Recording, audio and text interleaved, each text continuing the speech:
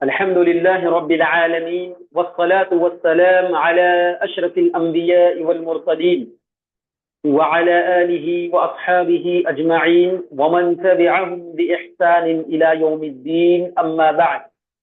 اللهم علمنا ما ينفعنا وانفعنا بما علمتنا وزدنا علما وعملا خالصين لوجهك الكريم. عزیز طالبات اور قابل قدر سامعات، اللہ تبارک و تعالی نے ہمیں ایک نیک مقصد کے تحت یہاں پر جمع کیا ہے، وہ ہے علم دین کا سیکھنا اور سکھانا۔ آئیے سب سے پہلے ہم اللہ رب العالمین سے یہ دعا کریں کہ اللہ تبارک و تعالی اس سیکھنے اور سکھانے کے سفر میں ہماری نیتوں میں اخلاص پیدا فرمائے۔ اللہ تبارک و تعالی نماز جیسی اہم عبادت ہم پڑھنے جا رہے ہیں، ہمارے اس درس و تدریس میں اللہ تبارک و تعالی اپنی رحمتوں اور برکتوں کا نزول فرمائے، اور عبادت کو ہمیں اسی طرح انجام دینے، اسی طرح عمل کرنے کی اس عبادت میں ہمیں توفیق عنایت فرمائے جس طرح نبی کریم صلی اللہ علیہ وسلم نے بتلایا ہے۔ آمین یا رب العالمین۔ عزیز طالبات، اس سے پہلے کہ ہم جو ابھی آپ نے اسکرین پہ دیکھا نیت نماز کے تعلق سے پڑھیں، میں مناسب سمجھتا ہوں کہ چند فقہی اصطلاحات آپ کے سامنے اس کی وضاحت کر دوں۔ دیکھیے، دین اسلام میں ہر عمل کے بارے میں اللہ تعالی نے کوئی نہ کوئی حکم دیا ہے۔ جو بھی کام ہے، شریعت نے جتنے بھی احکامات لاگو کیے ہیں اس کے تعلق سے کچھ نہ کچھ اللہ تبارک و تعالی نے، شارع نے حکم دیا ہے۔ ان میں سے کچھ کام کرنے کے ہیں، کچھ کاموں سے رک جانے کا ہے، کچھ کرنے سے بہتر ہے، کچھ نہ کرنے سے بہتر ہے، کچھ کے سلسلے میں ایک دم منع کر دیا کہ اس کے قریب تک بھی نہ جاؤ۔ تو ان احکامات کو فقہی اصطلاحات میں کیا کہتے ہیں، اس کو ہم تھوڑا سا پہلے سمجھ لیں، ٹھیک ہے؟ آئیے سب سے پہلے ہم سمجھتے ہیں فرض۔ فرض کیا ہے جی؟ فرض کی تعریف کیا ہے؟ ان چیزوں کو آپ نوٹ کریں اور ان چیزوں کو اچھی طریقے سے اپنے ذہنوں میں محفوظ کر لیں۔ یہ جتنی بھی عبادتیں، جتنے بھی احکامات آئیں گے، انہی کے ارد گرد گھومیں گی، ہے نا؟ کوئی چیز فرض ہے، کوئی چیز مستحب ہے، کوئی چیز مکروہ ہے، کوئی چیز حرام ہے، تو اس تعریف کی بنیاد پر آپ اس کو رکھ کر دیکھیں گے۔ تو آئیے سب سے پہلے ہم فرض، جو فرض ہے اس کی تعریف کیا ہے؟ اللہ اور اس کے رسول صلی اللہ علیہ وسلم نے جس کام کو لازمی طور پر کرنے کا حکم دیا ہو، نیز اسے کرنے پر ثواب اور نہ کرنے پر گناہ ہو، اس کو فرض کہا جاتا ہے، اور اس کو واجب بھی کہتے ہیں۔ مثال کیا ہے جی؟ مثال کے طور پر نماز ہے، 5 وقتہ نمازیں ہیں، روزہ وغیرہ ہے، رمضان کے روزے ہیں۔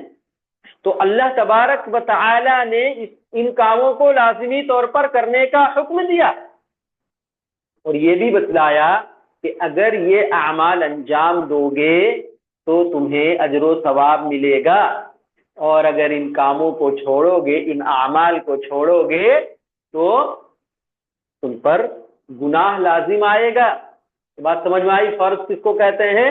اللہ اور اس کے رسول نے جس کام کو لازمی طور پر کرنے کا حکم دیا ہو، نیز سے کرنے پر ثواب اور نہ کرنے پر گناہ ملتا ہو، جیسے نماز ہے، روزہ وغیرہ ہے، اور اسی فرض کو واجب بھی کہا جاتا ہے۔ اب آئیے، فرض کی ایک قسم ہے فرض عین اور دوسری قسم ہے فرض کفایہ۔ فرض عین کسے کہتے ہیں جی؟ وہ کام جو ہر شخص کو خود کرنا پڑے گا، یعنی اس کی تعریف اس طرح لکھیں کہ اللہ اور اس کے رسول نے کسی کا کو ہر انسان پر لازم کر دیا ہو. اللہ اور اس کے رسول نے کسی کام کو ہر انسان پر لازم کر دیا ہو. سمجھ رہے نا؟ جیسے نماز، روزہ، یہ ہر صاحب مکلف پر کیا ہے؟ یہ ضروری ہے، لازم ہے، یہ فرض ہے، یہ فرض عین ہے. اسی طرح فرض کفایہ کسے کہتے ہیں جی؟ فرض کفایہ کہتے ہیں اللہ اور اس کے رسول صلی اللہ علیہ وسلم نے کسی کام کو لازمی طور پر کرنے کا حکم دیا ہو. دیکھیے دونوں کی تعریف یہاں سیم ہے. فرض عین اور فرض کفایہ کی تعریف وہی ہے کہ اللہ اور اس کے رسول نے کسی کام کو لازمی طور پر کرنے کا حکم دیا ہو. فرض عین میں ہر شخص کو کرنے کا حکم دیا ہے، لیکن اس میں عمومی طور پر کرنے کا ہے. لیکن اگر چند مسلمانوں سے ادا کرے تو کافی ہو جائے گا، اور اگر کوئی ادا نہ کرے تو سارے مسلمان گنہگار ہو جائیں گے. صرف تعریف سنیے فرض کفایہ کی.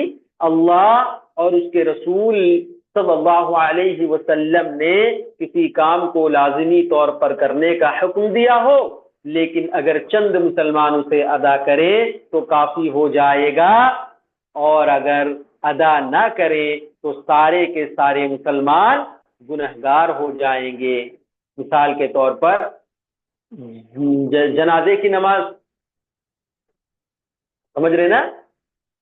اگر جنازے کی نماز بستی میں ہے، اگر 2-4 لوگ، 10 لوگ، کچھ لوگ اگر جنازے کی نماز ادا کر لیتے ہیں تو پوری بستی سے کیا ہے؟ یہ ذمہ ثابت ہو جائے گا. اور اگر پوری بستی میں سے کوئی بھی ادا نہ کرے تو پوری بستی والوں پر سب کے سب کیا ہے؟ یہ لوگ گنہگار ٹھہریں گے. تو فرض کفایہ کی مثال کیا ہے جی؟ نماز جنازہ، جنازے کی نماز، تسکین اور تکفین وغیرہ ہے. اسی طرح فرض عین، فرض کفایہ کے بعد ایک فقہ اصطلاح میں سے ایک ہے حرام. حرام کیا ہے جی؟ اللہ اور اس کے رسول نے جس کام سے بچنے کا لازمی حکم دیا ہو، نیز اسے کرنے پر گناہ اور اسے بچنے پر ثواب ہو. سمجھ رہے نا جی؟ دیکھیے فرض کا جسٹ الٹا ہے. یہ فرض میں کیا ہے؟ اللہ اور اس کے رسول نے جس کام کو لازمی طور پر کرنے کا حکم دیا تھا، لیکن حرام میں اللہ اور اس کے رسول نے جس کام سے لازمی طور پر بچنے کا حکم دیا ہے. فرض میں کیا تھا؟ اگر وہ کام کریں گے تو ثواب ملے گا، نہ کریں گے تو گناہ ملے گا. لیکن حرام میں کیا ہے؟ اگر اس کام کو کریں گے تو گناہ ملے گا، اور اگر اس سے بچیں گے تو ثواب ملے گا. ایک مثال لے لیجئے اس کا، میت پر نوحہ کرنا ایک مثال ہے. میت ہے، کسی گھر میں کوئی انتقال کر گیا ہے، سینہ پیٹ کر زور زور سے واویلا مچانا، رونا، تو یہ نوحہ کرنا کہلاتا ہے. اشعار گنگنانا، تو یہ کیا ہے؟ نوحہ کرنا کہلاتا ہے. یہ حرام ہے. اگر انسان اس سے بچتا ہے تو اللہ تبارک و تعالی کیا ہے؟ ثواب دیں گے، اور اگر اس کو کرتا ہے تو اللہ تبارک و تعالی عذاب دیں گے، گناہ اس کے کھاتے میں لکھا جائے گا. اسی طرح جھوٹ بولنا ہے، شراب پینا ہے، اس طرح کے بڑے بڑے گناہ آپ لے سکتے ہیں. یہ کیا ہے؟ حرام. اب آئیے جائز. جائز کسے کہا جاتا ہے؟ ایسا دین حکم جس کے کرنے اور چھوڑنے میں اختیار ہو. جائز ہے جس کے کرنے یا چھوڑنے میں اختیار ہو، اس کو مباح اور حلال بھی کہا جاتا ہے. یاد رکھیے گا، ہے نا؟ جو کرنے یا نہ کرنے میں ثواب ہے.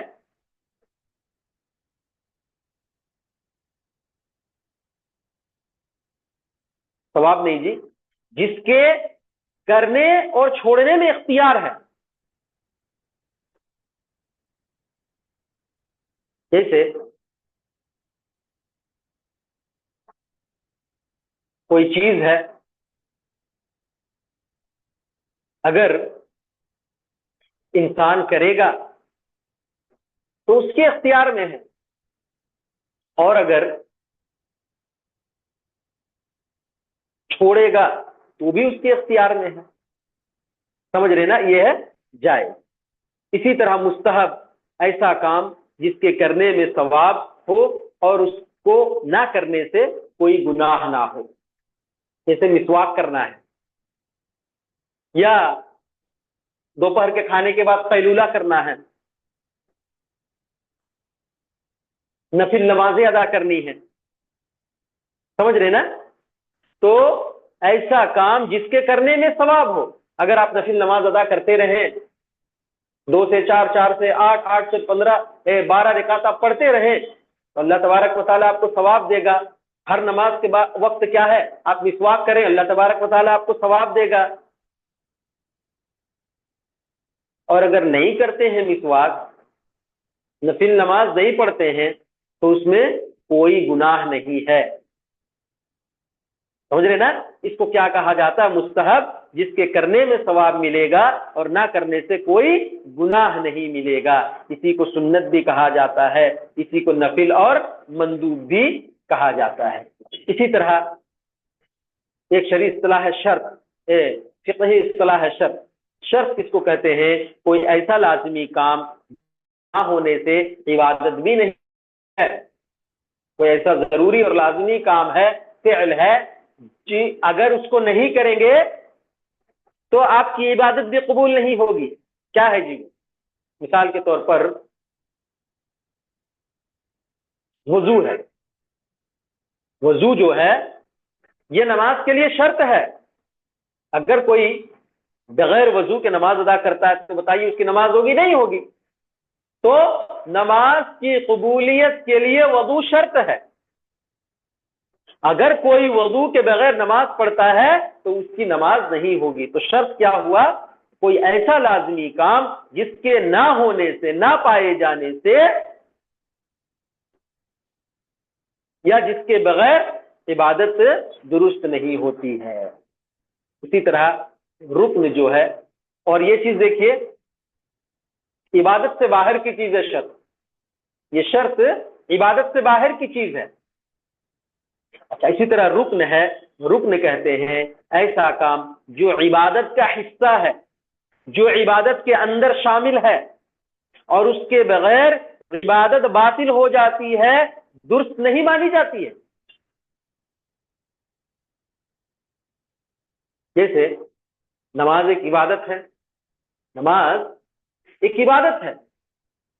اگر نماز میں قیام نہیں ہے، رکوع نہیں ہے، سجدہ نہیں ہے، جو نماز کے ارکان میں سے ہیں، آپ بتائیے وہ عبادت قابل قبول ہے کیا؟ نہیں. تو رکن ایسا کام جو عبادت کے اندر شامل ہے، جو عبادت کا حصہ ہے اور اس کے بغیر عبادت باطل ہو جاتی ہے، درست نہیں ہوتی ہے نا. مثال کے طور پر رکوع ہے، سجدہ ہے، قیام ہے، یہ تمام کے تمام کیا ہے؟ نماز کا ایک ایک رکن ہے. تو سمجھ میں آیا شرط کیا ہے؟ یہ باہر کی چیز ہے، اور رکن کیا ہے؟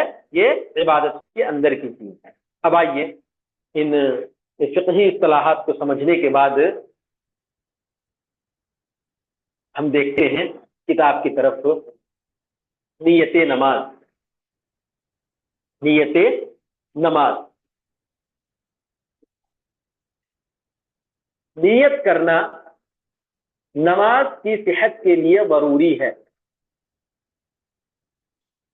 یہ ایک عظیم نیک عمل ہے اور تمام نیک اعمال کی قبولیت کا دار و مدار نیت پر ہے. نبی کریم صلی اللہ علیہ وسلم کا ارشاد ہے، عن عمر بن الخطاب رضی اللہ تعالی عنہ قال سمعت رسول الله صلى الله عليه وسلم يقول انما الاعمال بالنيات وانما لكل امرئ ما نوى رواه البخاری ومسلم.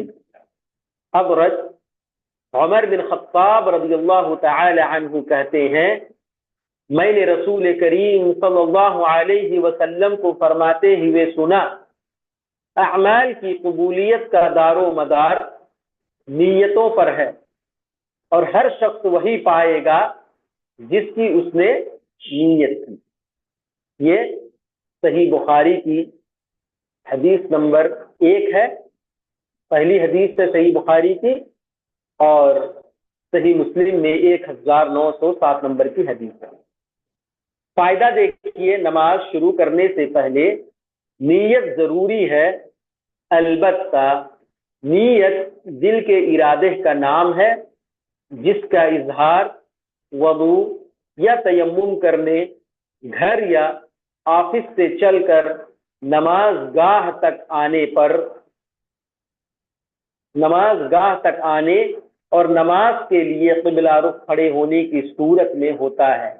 نماز شروع کرنے سے پہلے زبان سے نیت کرنا پیارے نبی صلی اللہ علیہ وسلم اور صحابہ رضوان اللہ علیہم اجمعین سے ثابت نہیں ہے۔ تو آئیے جی سب سے پہلے جانیں کہ نیت کسے کہتے ہیں۔ نیت کسے کہتے ہیں جی؟ جواب کیا ہوگا آپ کا؟ نیت دل کے ارادے کا نام ہے نیت۔ ابھی جو حدیث آپ کے سامنے سے گزری صحیح بخاری کی کہ عمل کا دار و مدار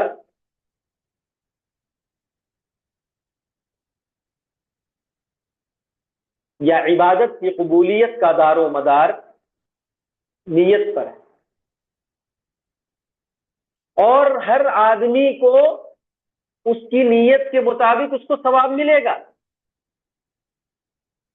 تو آئیے سب سے پہلے نیت کے تعلق سے دو باتوں کو آپ ذہن میں رکھیں۔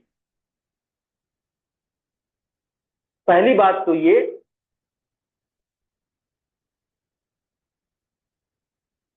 انسان کا یہ ارادہ ہو، انسان کی یہ نیت ہو کہ یہ جو نماز ادا کر رہا ہے اللہ کے لیے ادا کر رہا ہے، جو عبادت انجام دے رہا ہے اللہ کے لیے عبادت انجام دے رہا ہے، لوگوں کے دکھلاوے کے لیے نہیں، تعریف اور توصیف کے لیے نہیں، شہرت اور ناموری کے لیے نہیں۔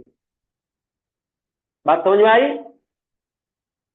نیت جو دل کے ارادے کا نام ہے، دل کے اندر یہ کیفیت لانی چاہیے کہ ہم جو بھی عبادت انجام دے رہے ہیں، جو بھی عمل کو ہم انجام دے رہے ہیں، یہ اللہ کے رضا کے لیے ہے، اللہ کی خوشنودی کے لیے ہے، نہ کہ لوگوں کو دکھانے کے لیے، نہ کہ ریاکاری کے لیے۔ یہ پہلی چیز۔ اور دوسری چیز یہ ہے، جب نماز شروع کر لی جائے یا کوئی عبادت اگر شروع کر لی جائے تو اس عبادت کے دوران یا اس نماز کے دوران نیت کا بدلنا جائز نہیں ہے۔ سمجھ رہے نا؟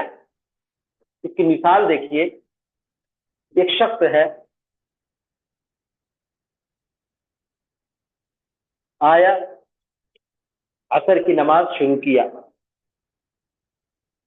دوران نماز اس کو یہ خیال آیا، اس کے ذہن میں یہ بات آئی کہ ابھی تو میں نے ظہر کی نماز ہی ادا نہیں کی ہے، تو اب یہ نماز کے دوران ہی کیا کر رہا ہے؟ اپنی نیت کو چینج کر رہا ہے، اپنی نیت کو بدل کر کیا ہے؟ اس کو ظہر کی نماز سمجھ لے رہا ہے۔ تو ایسا عبادت کے دوران نیت کو چینج کرنا، نیت کو تبدیل کرنا، یہ درست نہیں ہے۔ کیا کرے گا وہ عصر کی نماز کو مکمل ادا کر لے گا، مکمل پڑھ لے گا، اس کے بعد پھر دوسری نیت کر کے کیا ہے؟ وہ ظہر کی نماز ادا کرے گا۔ بات سمجھ میں آئی جی؟ پہلی چیز کہ نیت کو خالص اللہ کے لیے کرے، اللہ کی رضا کے لیے، اور دوسری چیز دوران عبادت یا دوران نماز اپنی نیت کو کیا ہے؟ وہ چینج نہ کرے، تبدیل نہ کرے۔ اس سلسلے میں، نیت کے سلسلے میں یہ بات بھی سمجھنے کے قابل ہے کہ نیت کے ذریعے کیا ہے؟ دو عبادتوں کے درمیان ہم فرق کر سکتے ہیں۔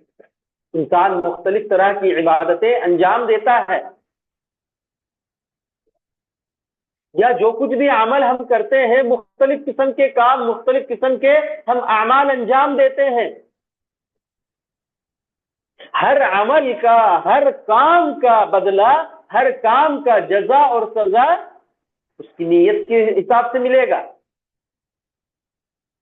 اگر ہماری نیت اچھی ہوگی، اگر ہم خالص اللہ کے لیے اس عبادت کو انجام دے رہے ہوں گے، تو اللہ تبارک و تعالی ہماری نیتوں کی بنیاد پر کیا ہمیں ثواب عطا کریں گے۔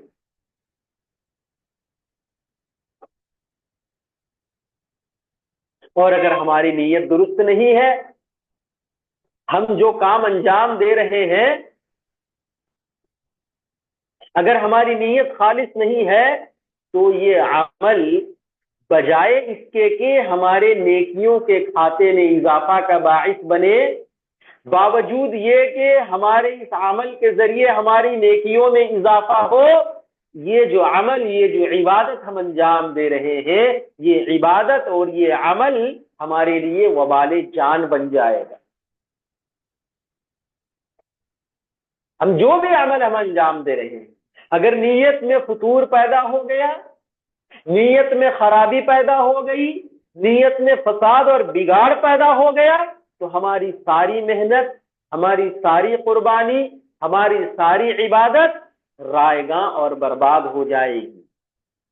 اور وہیں پر اگر ہم نے نیت کو خالص کر دیا، اللہ رب العالمین کے لیے، اس کی خوشنودی اور اس کی رضامندی کے لیے اگر ہم نے اعمال کو انجام دیا، عبادتوں کو انجام دیا، پھر یہ قبولیت کا درجہ بھی پائیں گے اور اس کے ذریعے ہماری نیکیوں میں اضافہ کے باعث بھی بنے گی یہ اعمال۔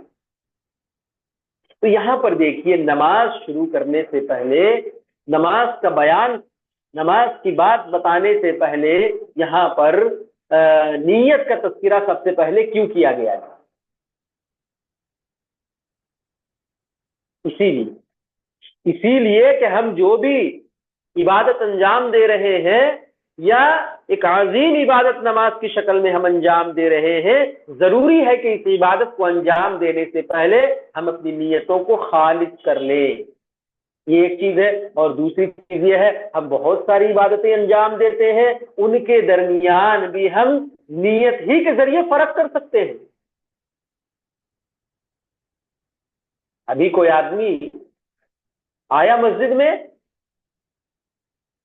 اب وہ نفل نماز ادا کر رہا ہے، یا وہ تحیت المسجد پڑھ رہا ہے، یا وہ ظہر کی نماز ادا کر رہا ہے، یا وہ عصر کی نماز ادا کر رہا ہے، یا وہ چاشت کی نماز ادا کر رہا ہے، یہ کون سی نماز ادا کر رہا ہے، اس کو ہم فرق کیسے کریں گے؟ اسی نیت کے ذریعے ہم فرق کریں گے۔ ہماری نیتوں کی بنیاد پر ہی یہ سمجھا جائے گا کہ ابھی ہم نے فرض نماز ادا کی، ابھی ہم سنت سے مؤکدہ ادا کر رہے ہیں، ابھی یہ جو ہم 2 رکعت نماز پڑھ رہے ہیں یہ سنتیں غیر مؤکدہ ہے۔ تو معلوم ہوا کہ ایک عبادت اور دوسری عبادت کے درمیان کیا ہے؟ فرق کرنے والی چیز یہی نیت ہے۔ اسی طرح روزہ کیا ہے؟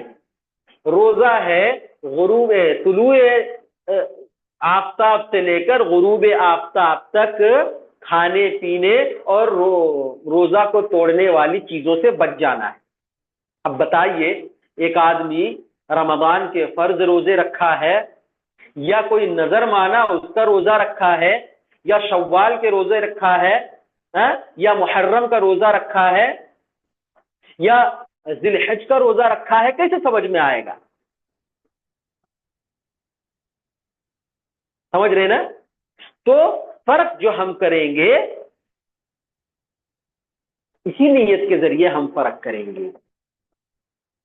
یہ نفل روزہ ہے، یہ فرض روزہ ہے، بات سمجھ میں آ رہا ہے نا؟ تو عبادت اور عبادت کے درمیان جو چیز فرق کرنے والی ہے وہ نیت ہے۔ اسی طرح عبادت اور عادت کے درمیان بھی فرق کرے گی، اسی نیت کے ذریعے فرق کر سکتے ہیں ہم۔ ایک تو عبادت اور عبادت کے درمیان فرق، اور دوسرا عبادت اور عادت کے درمیان فرق کر سکتے ہیں۔ مثال دیکھیے اس کی، ایک آدمی ہے غسل کرتا ہے، غسل کرتا ہے ایک آدمی صبح اٹھ کر، غسل کرنے کی بہت ساری وجوہات ہیں، گرمی کا موسم ہے، ٹھنڈک حاصل کرنے کے لیے آدمی غسل کر رہا ہے، جنوبی آدمی ہے ناپاک ہو گیا ہے، پاکی حاصل کرنے کے لیے غسل کر رہا ہے، اس کو غسل کی ضرورت محسوس ہوئی ہے، حدث اکبر لاحق ہو گیا اس کو، اب کیا اس کو غسل کر کے ہی پاک ہونا ہے؟ ایک خاتون ہے مخصوص ایام سے فارغ ہوئی ہے، حدث اکبر لاحق ہو گیا ہے، اس کو غسل کرنا ہے، تو وہ خاتون کیا ہے؟ پاکی حاصل کرنے کے لیے غسل کر رہی ہے۔ تو کوئی آدمی ٹھنڈک حاصل کرنے کے لیے، کوئی آدمی اپنی تھکاوٹ کو دور کرنے کے لیے، کوئی آدمی حدث اکبر سے پاکی حاصل کرنے کے لیے غسل کر رہا ہے، تو ان غسلوں کے درمیان فرق کیسے کریں گے؟ ایک آدمی جو ٹھنڈک حاصل کرنے کے لیے غسل کر رہا ہے، یہ اس کی عادت ہے، اس میں نہ اس کو کوئی ثواب ملنے والا ہے، نہ اس پر کوئی اس کو گناہ ہے۔ لیکن ایک آدمی جو جنوبی ہو گیا ہے، ناپاک ہو گیا ہے، حدث اکبر لاحق ہو گیا ہے، اب وہ غسل کا جو طریقہ ہے، شریعت نے جو پاکی حاصل کرنے کا طریقہ بتلایا ہے، اگر اس طریقے کو فالو کرتے ہوئے اگر وہ نہاتا ہے، غسل کرتا ہے، تو یہی نہانا اس کا عبادت بن جائے گی، ثواب کا حقدار ہو جائے گا وہ آدمی۔ تو آدمی پاکی حاصل کرنے کے لیے غسل کر رہا ہے، تو اس کے لیے کیا ہے؟ نیت ضروری ہے، ورنہ اس کا یہ غسل طہارت نہیں ہوگا۔ تو معلوم ہوا کہ جس طرح عبادت اور عبادتوں کے درمیان نیت کے ذریعے فرق کر سکتے ہیں، اسی طرح عادت اور عبادت کے درمیان بھی اسی نیت کے ذریعے فرق کر سکتے ہیں۔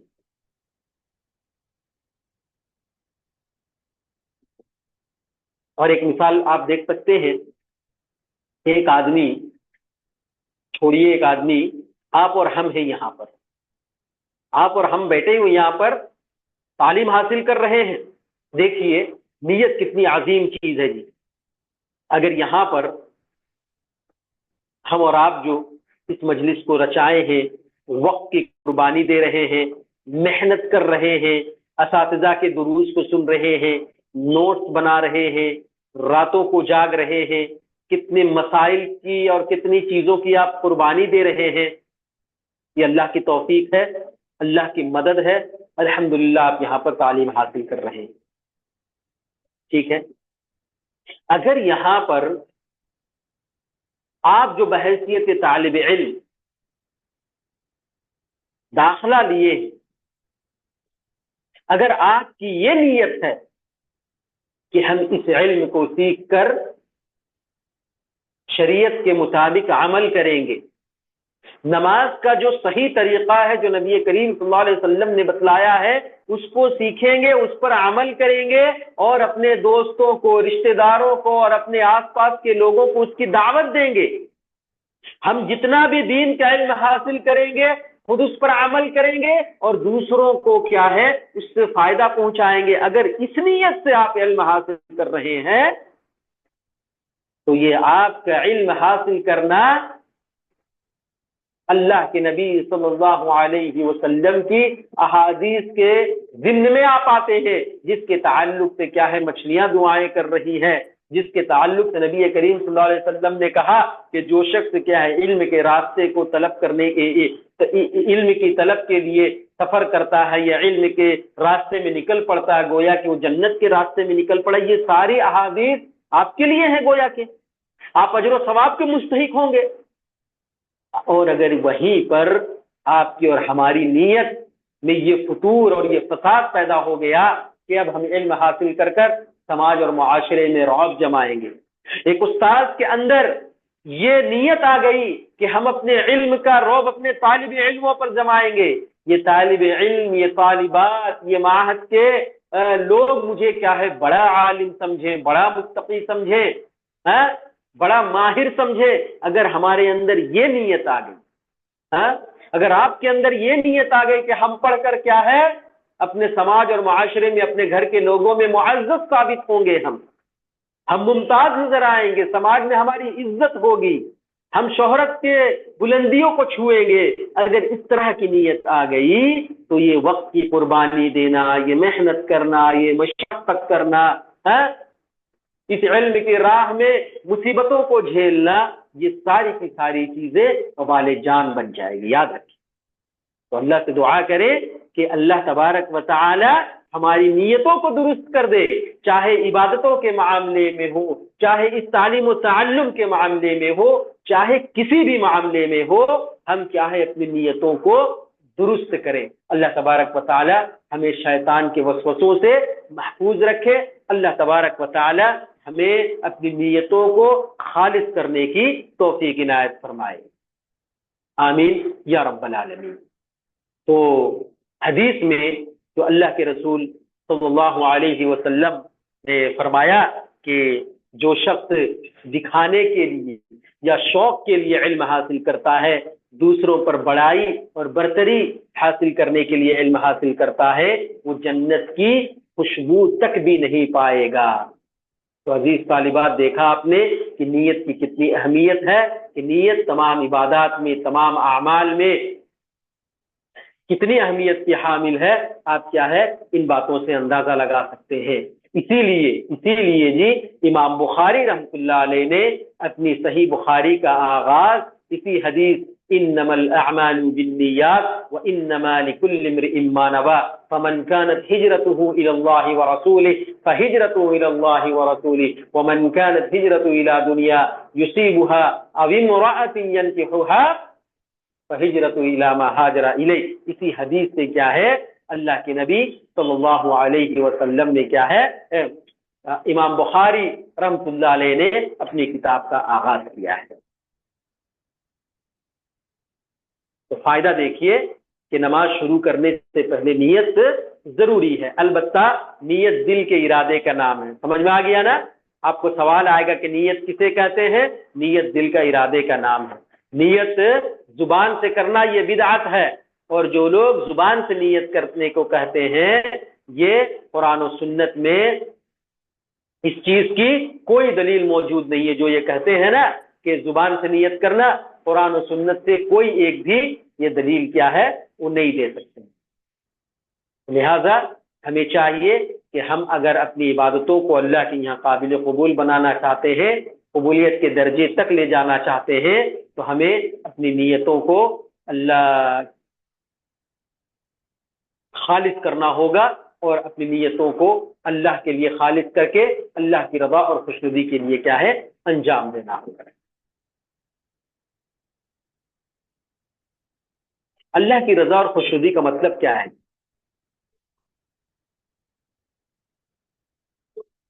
اللہ کا رضا اور خوشنودی کا مطلب یہ ہے کہ ہم جو یہ عبادت یا نماز ہی کی مثال لیں، ہم جو نماز ادا کرنے جا رہے ہیں، ہمارے دلوں کے اندر یہ چیز آنی چاہیے، یہ چیز ہونی چاہیے کہ یہ اللہ کا حکم ہے، اللہ نے ہم پر یہ فرض کیا ہے۔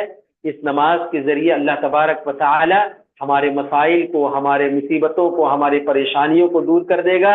اس نماز کے ذریعے ہم اللہ تبارک و تعالی سے مدد طلب کریں گے، کیونکہ اللہ کے نبی صلی اللہ علیہ وسلم نے خود کہا ہے کہ نماز میری آنکھوں کی ٹھنڈک ہے۔ تو یہ نماز کیا ہماری آنکھوں کو ٹھنڈک پہنچائے گی؟ یہ نیت ہونی چاہیے۔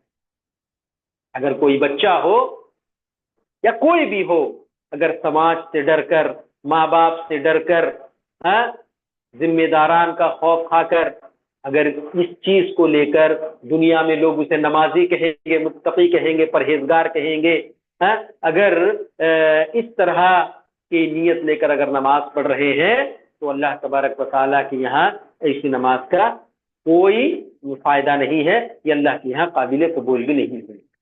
معلوم ہوا کہ نیت دل کے ارادے کا نام ہے، زبان سے نیت کی ادائیگی یہ قرآن و حدیث سے ثابت نہیں ہے۔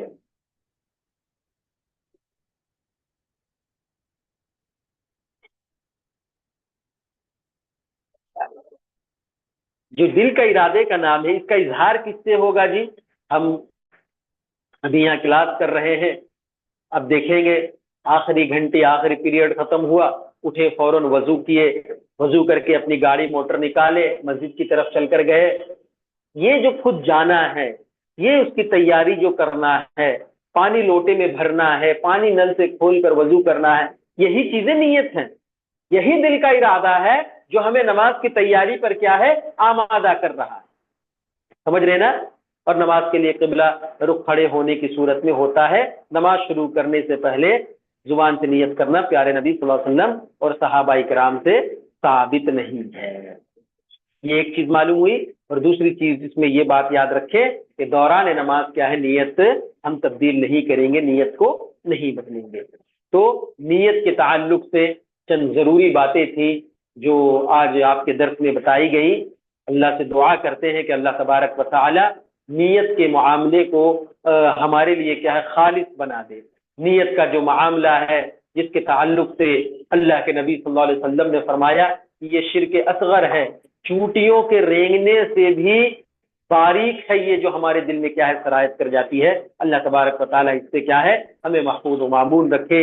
آمین. اقول قولی هذا واستغفر الله لي ولكم ولسائر المسلمين من كل ذنب فاستغفروه انه هو الغفور الرحيم. وصلى الله تعالى على النبي الكريم. السلام عليكم ورحمة الله وبركاته.